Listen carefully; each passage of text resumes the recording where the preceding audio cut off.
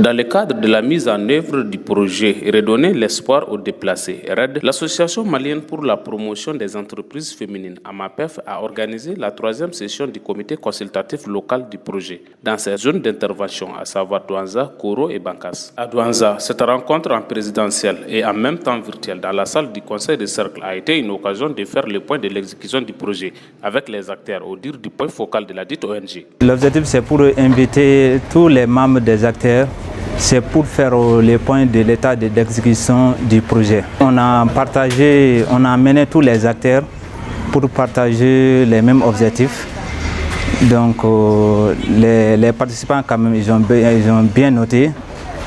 Donc vraiment l'information a été très bien passée. Les participants ont souligné quand même que pour cette année, les frais scolaires soient payés, soit donné avant la rentrée scolaire de 2023-2024. On remercie les bailleurs. L'autorité administrative apprécie l'approche participative de l'AMAPEF conforme au texte réglementaire du pays avant d'encourager et de remercier le projet. Par rapport à cette rencontre du cadre consultatif, 3e du genre, la session a dégagé de très belles impressions. Donc surtout, j'ai écouté avec un grand intérêt l'intervention du représentant du projet qui a présenté vraiment une sorte d'activité bilan du projet par thématique. Donc j'ai vraiment de très belles impressions. Je remarque que l'approche même du projet par rapport à la mise en œuvre de cette activité, c'est une approche participative qui implique tous les acteurs, non seulement les bénéficiaires, les collectivités, mais aussi les services techniques compétents et les autorités administratives.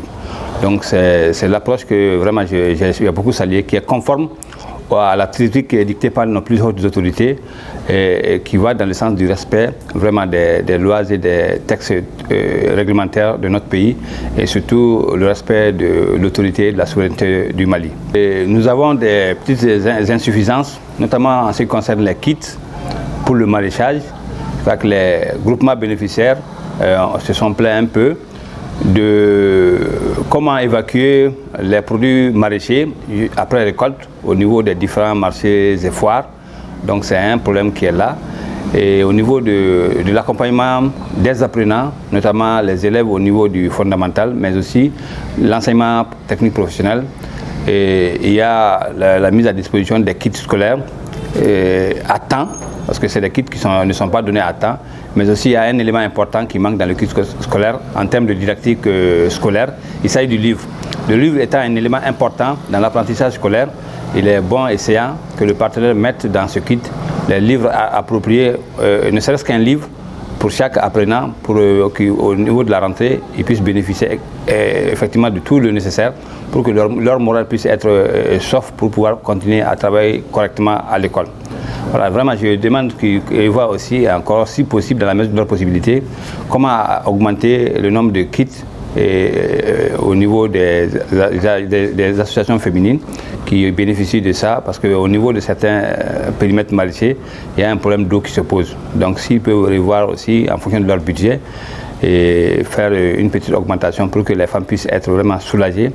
C'est vrai, ils ne sont pas là pour tout prendre en charge, mais accompagner les femmes pour que vraiment elles puissent développer leur activité génératrice de revenus et mieux réduire le chômage dans les foyers, voire dans la ville. Merci. Dernier mot, je crois que c'est cette 3e session du comité consultatif local du projet Redonner espoir vraiment est un bon cadre de concertation qui permet à tous les acteurs d'être au même niveau d'information par rapport aux activités réalisées.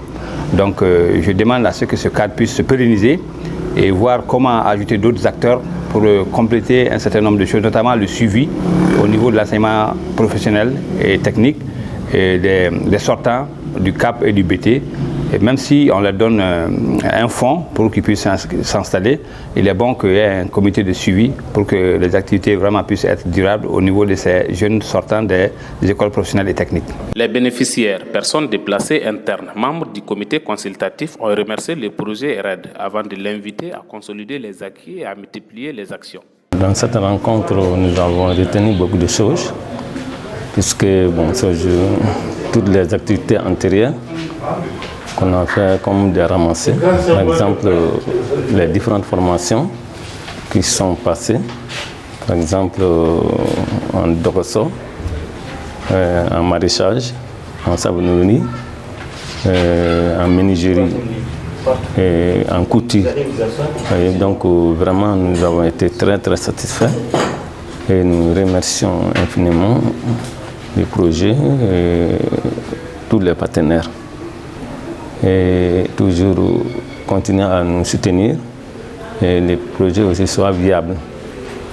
Donc vraiment dans certaines activités, donc nous sollicitons quand même à revoir, c'est-à-dire en maraîchage et surtout l'éducation des enfants qui nous intéresse beaucoup. Sans éducation, donc il n'y a pas de futur. Donc vraiment, si nous tenions à nous soutenir toujours, moi ça nous ferait plaisir. Ne bi foli duma folo. Tab adama de ete mamun don e ma deli ka ye. Ikika na folo bo ka dia tigi maka fo a mba fe ka nu hake mogo nu deme u ka bo nogola. A atigi alala mogo de. Ne bu barka da mba fo ala ko duba uye ka barka chaman duma. Ne ka lanyini fan halibi ala sago sago. U yan deme an yan bolo don barala amika barake halibi u ka jija u ka an deme pour que an ka taa ɲɛfɛ baara la cogoya min na an ka yiriwa an ka sigida fana ka se ka yiriwa.